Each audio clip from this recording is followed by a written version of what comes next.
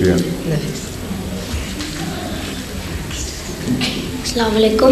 وعلیکم السلام. میرا نام ہے خالد اسحاق. جی. میرے ابو کا نام ہے محمد اسحاق ساجد. جی. میں نے پوچھنا تھا اگر 1-2 منٹ نماز کے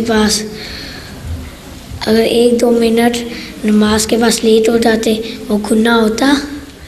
نہیں گناہ کیوں ہوگا خام خواہ؟ تم تو ویسے ہی گناہ سے ابال ہو ماشاءاللہ. چھوٹی عمر ہے تمہاری، تمہیں تو ویسے نہیں گناہ ہونا.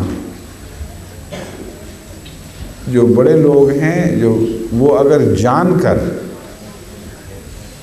جب نماز پہ جا سکتے ہوں ارادتاً دیر کریں.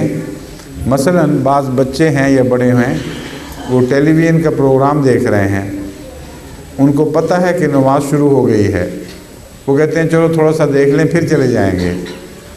ان کو گناہ ہوگا کیونکہ انہوں نے خدا کو چھوڑ کر دنیا کی خاطر نماز میں تاخیر کی. لیکن ویسے روزمرہ میں انسان چھوٹی چھوٹی باتوں میں پھنسا ہوا ارادتاً نہیں کرتا بلکہ لیٹ ہو ہی جاتا ہے، اس پر کوئی گناہ نہیں ہے. کوشش کرنی چاہیے وقت پر پہنچنے کی.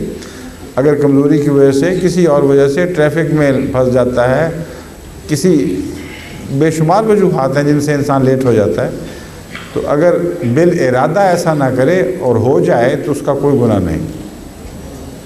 ٹھیک ہے، بیٹھ جائیں.